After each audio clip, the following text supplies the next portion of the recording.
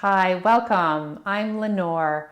I help adults move better so that they can get out of chronic pain and enjoy the activities they love. So you know that sinking feeling when you go downstairs to get something and then you forget what it is you were down there for? And so you might retrace your steps and that helps you remember. So that happens with our muscles as well. Our muscles can forget how to contract and release, and it's this forgetting that causes us our stiffness and our pain. So I used to have this debilitating hip pain that would get so bad that I could barely walk. And so I went to the chiropractor and he fixed me, which relieved me of my pain so that I could walk, which was great. However, what I noticed was after about 4 weeks, the pain returned. And so it was this cycle of going to the chiropractor, getting fixed, and then the pain would always return.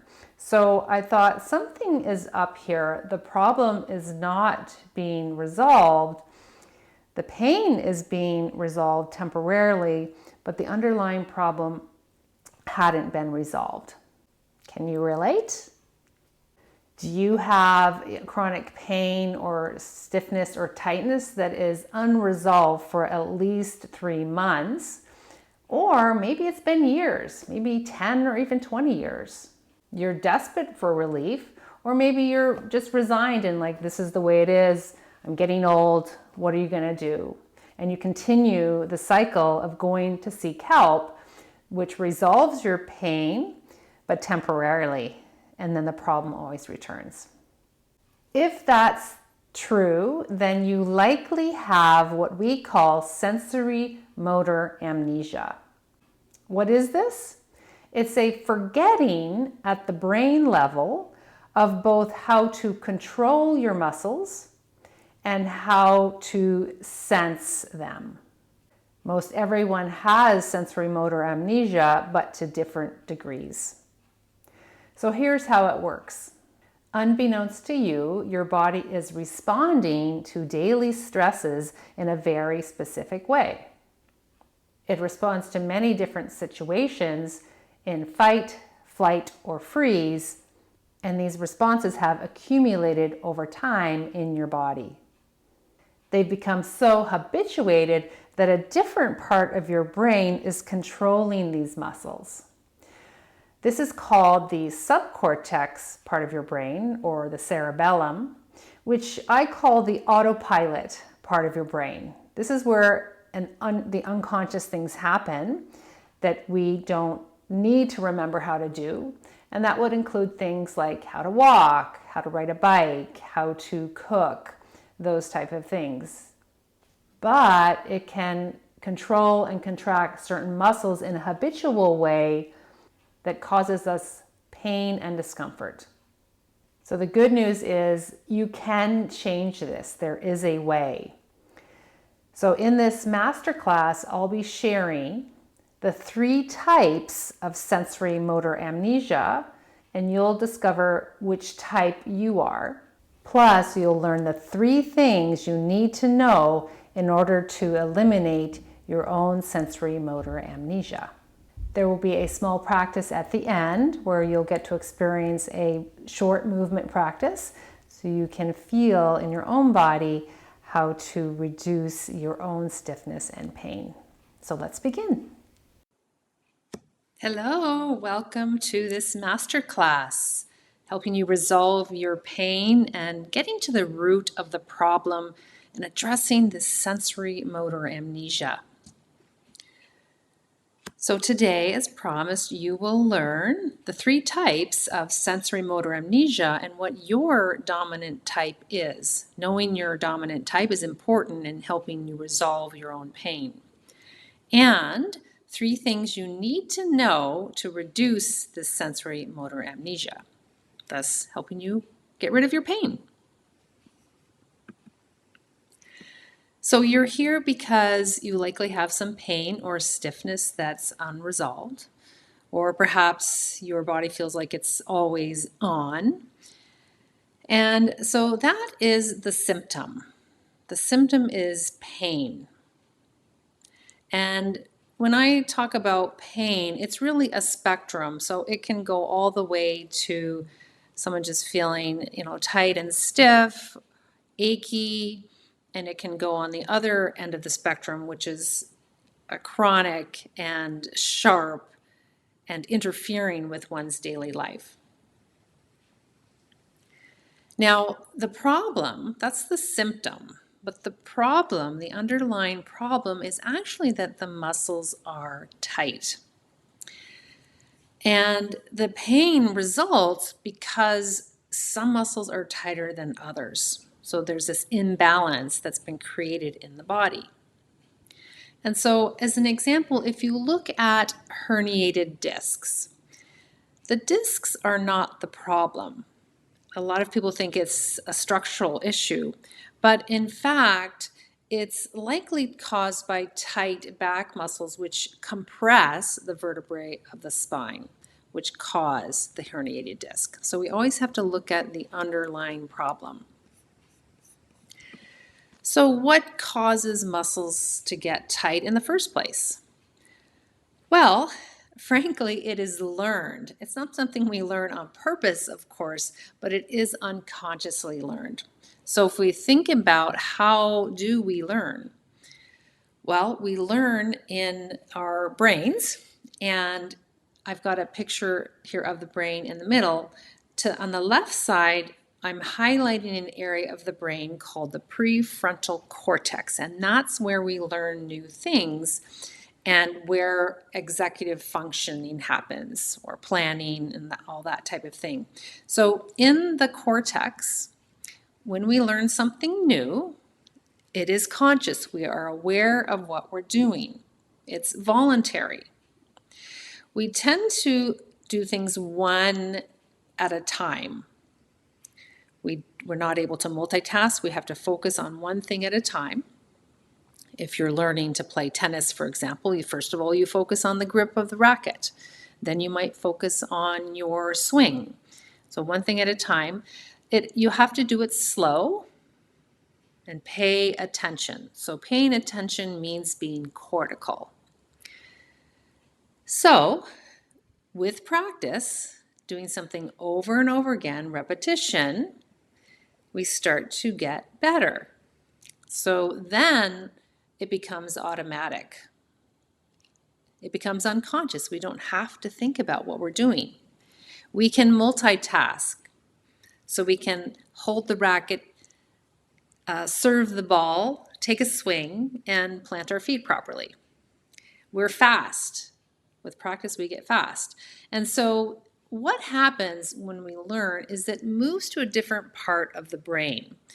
So we want to free up space in the prefrontal cortex for learning new things or to make important decisions. So the automatic stuff that we've already learned goes to the subcortex. And in the diagram of the brain on the right-hand side, I highlight it's at the back of the head, the back of the skull, and it's called the cerebellum. And it's really the autopilot part of the brain. So now that we know how we learn, we can look at how this ties in with our muscles. So how do the muscles learn to stay tight? So one of the ways is from habit, just what we do habitually in our everyday life. That would be how we carry ourselves, our posture. Brushing our teeth is a really good example. If you think about how you can practically brush your teeth in your sleep, what if you tried switching the hand with which you brushed your teeth? That would be very hard. And the reason it's hard is because those muscles have not learned how to do that task. Another example is folding our hands. So if you take your hands and interlace your fingers, you will have a look at your fingers and just see which thumb is on top. And then can you unhook your fingers and place the other thumb on top and adjust the fingers. And just notice how that feels. It's going to feel strange and odd and unfamiliar and not normal. So that is because the muscles of the hand and the fingers have adapted to the one thumb on top version. So that is an example of how the muscles of our hands and fingers have learned, because we've always done it that way. We've always put the one thumb on top. Another example of how our muscles learn to stay tight is misuse, simply taking shortcuts or the easy way out. That's when we are in a hurry, we want to be more efficient versus the most effective way to do something. So one example is you're sitting at your desk and your posture rounds. You're not paying attention to that. It's just more comfortable. So that is misuse. And the body adapts to that posture and learns to stay tight, the front muscles. Holding a child on your hip, so when you had a baby and you held it on one hip so that your other hand was free to do things, that holding on the one hip, those muscles of the hip contract and adapt to that position because you're always holding the child on the same hip.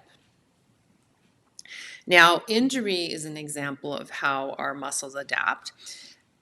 Or more specifically, how they maladapt. So let's say you sprain your ankle, you're not able to put weight on that foot. So the body adapts and the other foot and leg will work instead. So over time, though, in the time that it takes your ankle to heal, the body has maladapted to this new pattern of more weight on one foot versus the other. So then when you're able to actually walk on both feet, those muscles have already learned to adjust to that pattern. So we call it maladaptation. And then finally, stress. This is a big one. How we respond to stress every day, day in, day out. Our bodies will respond in a very specific and automatic way. It's based on primitive reflexes. And if those are triggered repeatedly, day in, day out, our body adapts to that. So let's have a look at that in more detail. So we know that stress causes a neurochemical reaction in the body. For example, cortisol and adrenaline are increased when we're stressed. And the body also responds neuromuscularly. So the muscles have a very specific response to these two types of stresses. One is distress, which is what we're more familiar with perhaps when we say the word stress. And that would be the worry, apprehension, fear, embarrassment,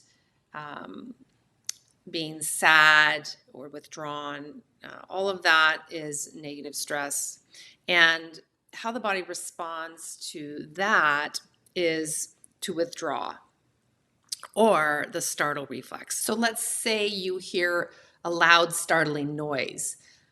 Unconsciously, your body senses that there's danger and will immediately, in a split second, curl into a little ball. Your shoulders will round forward, your back will round, your fists will come into your chest. And that is to protect the internal organs because the body senses there's danger. Now, the brain does not distinguish between what is a real danger or threat versus a perceived one. So this will happen regardless of that. So if that is being repeatedly triggered, if you've got a lot of worry, anxiety, apprehension in your life, that reflex is being triggered regularly, and the muscles habituate to that rounded shape. Now, the second type of stress is eustress, which is a positive stress. And this is how our body responds towards needing to take action. So let's say simply something like the alarm clock goes off, right? We immediately jump out of bed to get up. Someone calls our name. We've got some an important presentation to make, we need to catch a train. So all of these events are, our body responds to those with this action reflex to make us move forward, to go. And that happens in the back of the body. So all the muscles of the back, when they contract, they make us move forward. So if you've got a lot of positive stress in your life, and this would be people who are got a lot on the go, or type A people, they're just always busy and always doing. If that is repeatedly triggered, then the muscles of the back become habitually tight. So you can see how there's a lot of unconscious learning happening daily in response to these positive and negative stresses. So, and like I said, it's a response in a very specific way, a very specific pattern. And it's based on primitive reflexes of fight, flight, and freeze. When these responses are repeatedly triggered, the body learns to hold these contractions in the subcortex part of the brain. That's the autopilot part that I was talking about.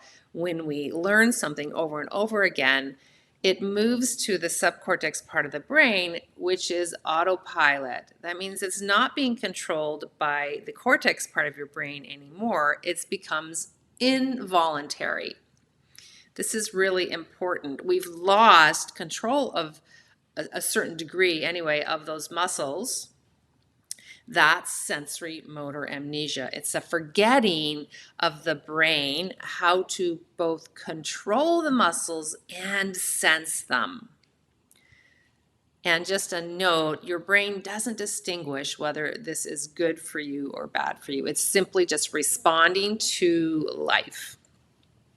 However, there is good news. This can be changed. And the change comes about by accessing your nervous system, specifically the cortex part of your brain where new learning happens. So we want to sort of unlearn and relearn new movement patterns that serve you instead of hold you hostage in this autopilot part of your brain.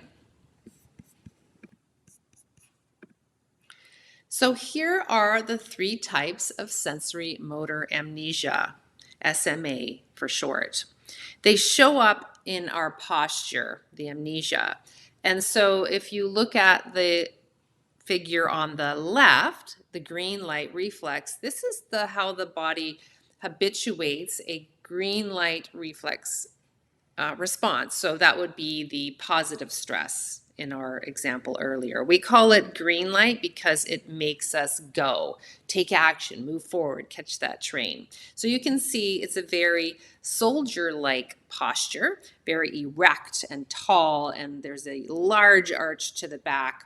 The knees are typically locked, shoulders are drawn back, and the toes and feet point outward. So then on the far right, we have the posture of someone who's got sensory motor amnesia that's more red light reflex. So again, that's in response to negative stress, the fear, worry, apprehension, danger, anxiety. If there's a lot of that in your life, then your muscles will learn to contract the front of the body to protect you. It doesn't realize that there's actually not real danger. There's not a saber-toothed tiger in front of you, but it can't distinguish between that because that is how you're responding. So you can see that that's your typical rounded posture, and the knees tend to be a little bit bent, the toes point inward. Now in the middle, the 3rd type of SMA is, we haven't talked about this yet because this is called the trauma reflex. It's not in response to stress, but it's in response to injury. The body has a certain reflex to help us avoid pain or injury. So you can see it's affects the side body. So there's a bit of a tilt, shortened waist, for example, and one shoulder is higher. The arms, one arm appears longer. It's actually not longer. It's just hanging lower because of that tilt. So we'll talk about that in a little more detail later. So let's look at the green light reflex pattern. This posture may look familiar to you. So as we go through these slides, you're trying to see if you can identify yourself in either the shape of these or the description of these. So, like I said, this is how our body responds to positive stress. The go, go, go people, the type A's who are always on the go and doing things. So yeah, the back muscles make us go. So in terms of how our body responds to that, the back line muscles externally rotate the hips, externally rotate the shoulders. Shoulders are pulled down the back. They're very rigidly drawn down. The chest is lifted, so your ribs flare. Feet tend to be turned out, and the weight is in the toes and outer edges of the feet. The glutes are contracted, and the thighs, your legs, are abducted, which means they move away from each other. The spine is extended, which means it's arched, very tight, and the elbows tend to be straight and extended as well. Knees tend to be locked, and people who are bow-legged tend to have this pattern as well.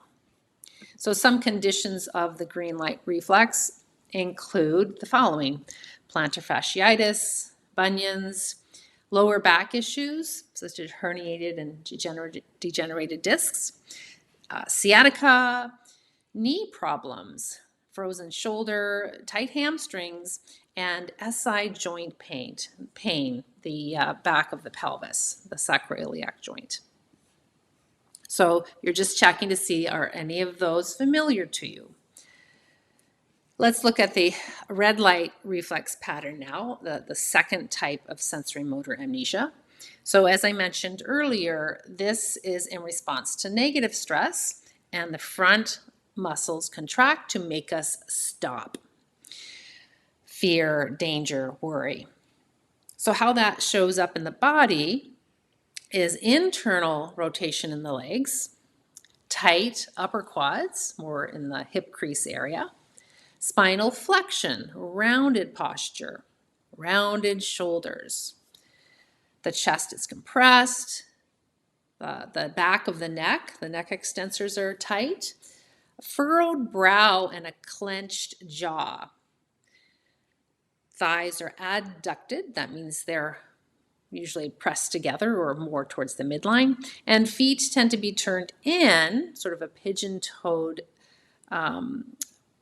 posture, and weight is over the heels and the inner edges of the feet. Knees tend to be bent, hamstrings are tight, and knees sometimes knocked. So here are some conditions of the red light reflex pattern. There's a lot more than the green here, but it's shallow breathing because the chest is compressed. That affects the breathing. So sometimes there are breathing problems such as asthma, heart issues, high blood pressure, heart disease, anything kind of in that area because it's being compressed. It's not allowed to expand.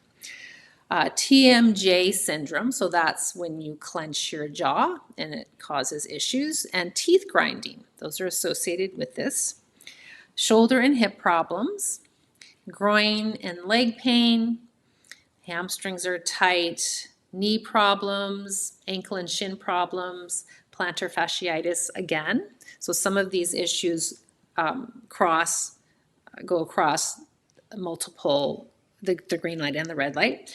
Pelvic floor issues, so that can include incontinence, digestive problems, constipation, fertility problems. So a lot of the stuff, again, that's because the abdominal muscles are overly tight and they are compressing on all the internal organs. So there's a lot more issues with that red light reflex.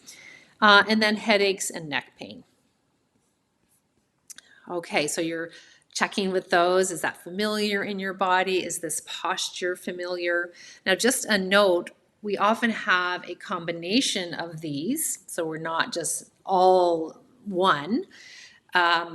So there sometimes is a combination, but there's usually a dominant pattern. So that's what you're assessing for yourself.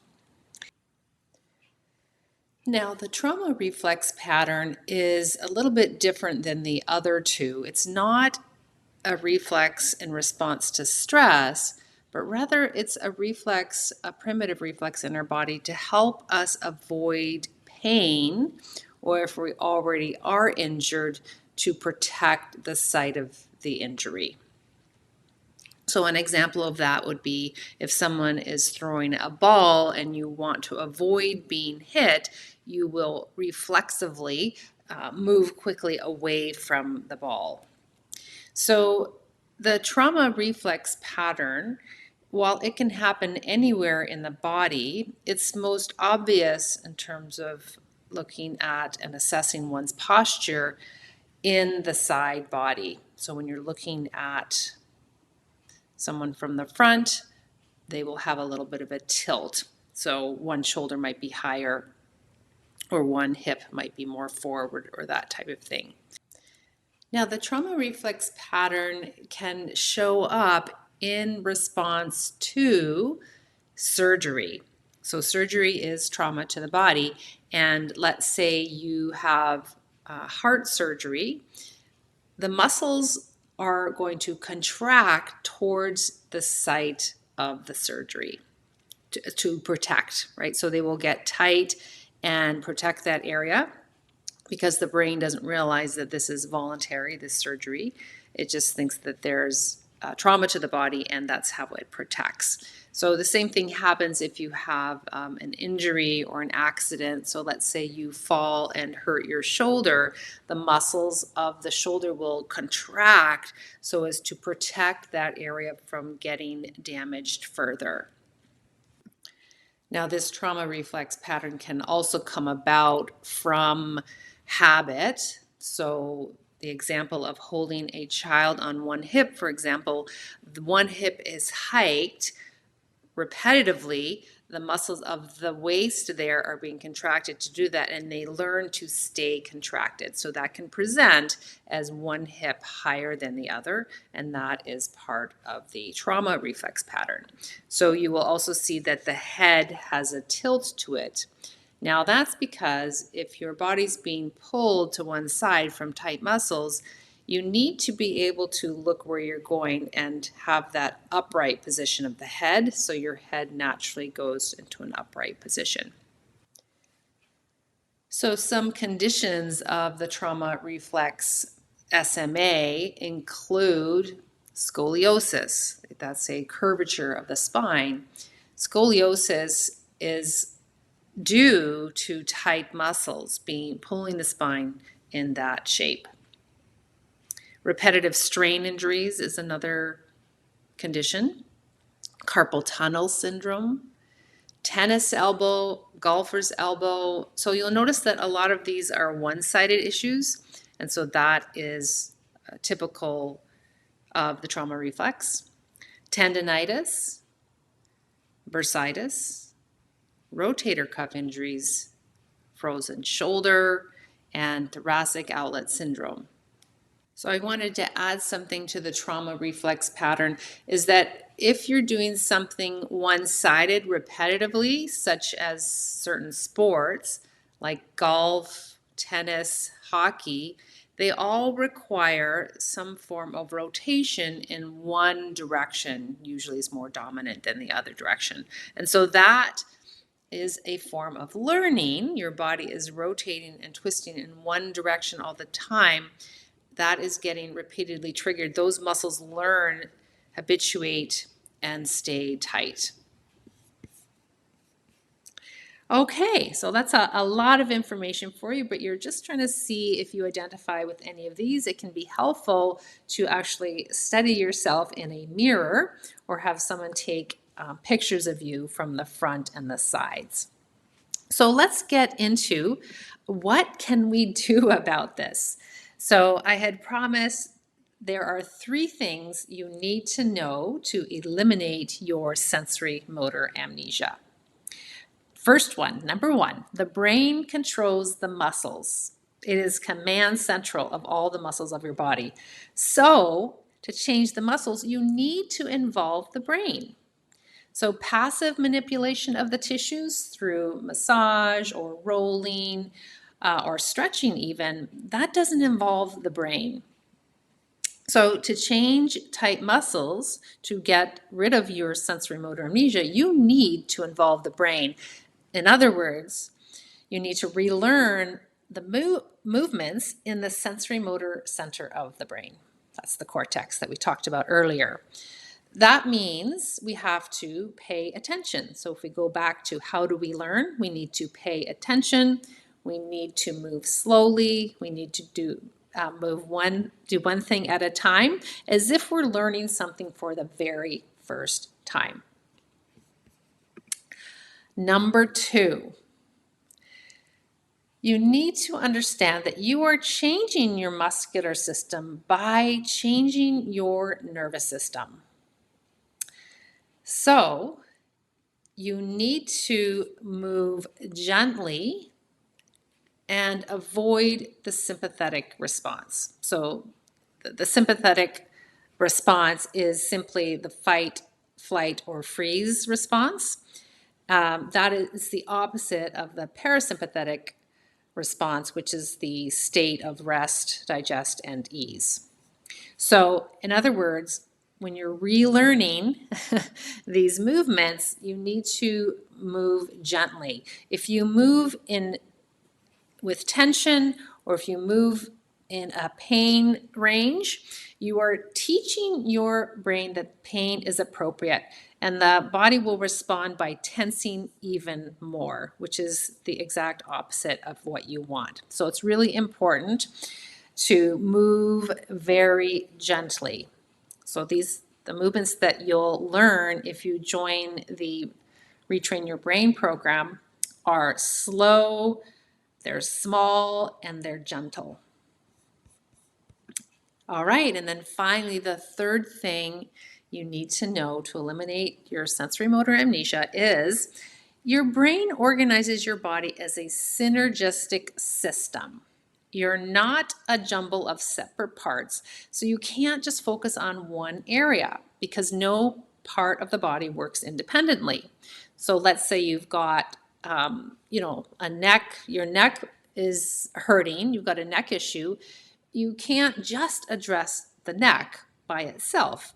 The body works as a system, so you need to coordinate the neck with the other body parts that it coordinates with, the pattern, the movement pattern that it's associated with. And you will learn that in the Retrain Your Brain program, these patterns of movement that work together but help the individual parts. All right, so if that piques your interest and you want to learn more and actually learn some of the movement patterns, then you're welcome to join my Retrain Your Brain program, which is opening on Monday, April 17th. You will learn to move without pain and start to eliminate your sensory motor amnesia, these tight muscles that have not let go for months or even years. So to check it out, you can visit yogawithlenore.com/retrain-your-brain, Retrain Your Brain. So right after this, there will be a short movement practice where you can experience in your own body all that we've talked about. It's just a short practice, but it'll give you a taste of what the program offers you. So thank you so much for joining me, and I hope this was informative. All the best. Take care.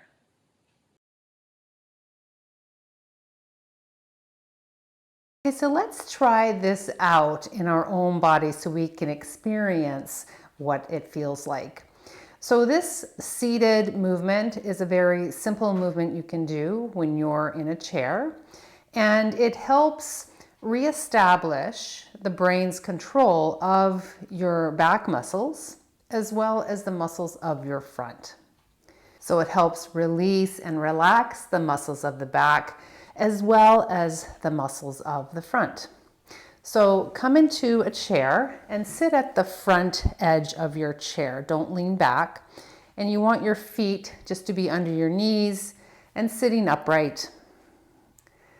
Just take a moment to get a sense of your sitting bones, these two bony protrusions at the base of your pelvis. And notice in general, are you sitting right on top of them, or are you a little forward or back of them? So let's explore that a little bit. So if you arch your back, you'll feel your sitting bones slide behind you. They're no longer right underneath you. And then if you relax that and tuck the pelvis or round the back a little bit, you'll feel the sitting bones tucking underneath you. All right, so just feeling those two contrasting movements, and then come back to an upright position. So now we want to bring awareness to the movements we're doing and move slowly so we can sense and feel. So begin by starting to tip your pelvis forward, roll it forward so you feel your low back arch. And then pause here for a moment to notice the muscles of your low back contracting voluntarily. You can use your hand to feel the ropey muscles back there. And then slowly let that relax little by little until you feel the back muscles have turned off and you're back to neutral. So let's try the opposite movement now. So roll your pelvis backward. You'll feel like you're slumping here. And notice how your sitting bones tuck underneath you now.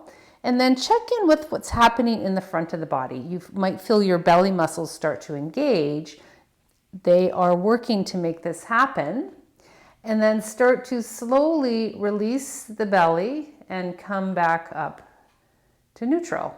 And feel how the belly muscles relax and turn off. So let's go back and forth a few times. So we'll add the breath as well.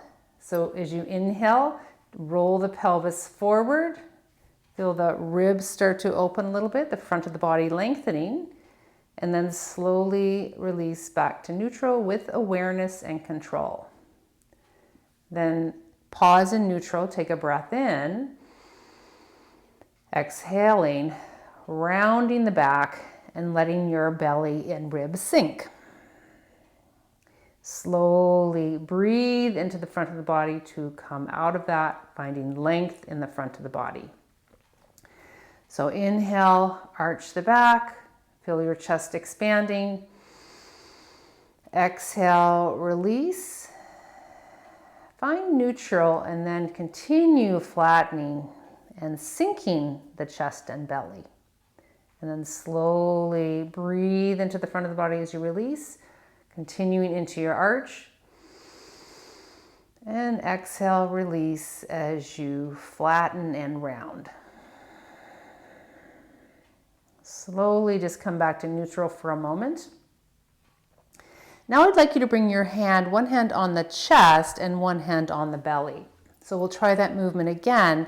And I want you to sense how your hands move away from each other when you arch and when they come closer to each other when you flatten or round.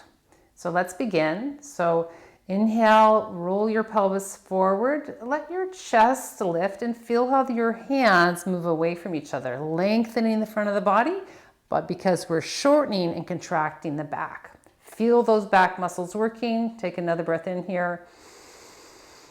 And slowly release the back and feel yourself come to neutral, where you're right on top of your sitting bones and your hands came a little closer to each other. Now we'll take a breath in to prepare. As you exhale, start to roll the pelvis backward. Let your chest sink and your belly draw inward and feel your hands coming closer to each other. Now the front of the body is working, and notice the back is lengthening, it's letting go. So now slowly start to release the front of the body, breathing into the space at the front until you feel you're back to neutral and feel how the hands have moved away from each other once again. Try that one more time. So inhale, arch, expanding, lengthening the front. As you contract the back, slowly melt the back. Pause in neutral, take a breath. Use your exhale to round and sink in the front. And then slowly release out of that. Place your hands on your lap for a moment. And we'll add one more piece to that movement. So inhale, roll the pelvis forward. Start to draw your shoulders back and lift your gaze. Can you feel how the back of the neck is now working and combine along with the shoulder blades in the low back? Breathe here, and then slowly with awareness start to release the back. Turn off the back and feel yourself settle back to neutral. Pause in neutral. Take a breath in. As you exhale, roll the pelvis backward, sink the chest, let your shoulders drop forward and your gaze drop. Tucking the chin a little bit and just feeling that whole tightness of the front of the body. Breathe into the back, expanding there. And then on your next breath in, you're going to direct the breath to the front of the body and unwind, expand the front, let go of the front until you feel yourself open and come back to neutral. Once you're in neutral, just pause for a moment and notice the sensations of the body. Does your back feel softer? Does the belly feel softer? Is there more breath moving into that space? How do you feel on your sitting bones? Do you feel that you're right on top of them with little effort? Is there any change there from what you noticed at the beginning? As well as the evenness left side to right side. Then you can come out of your chair, walk around a little bit and just notice how you feel. How does your body feel when you walk around?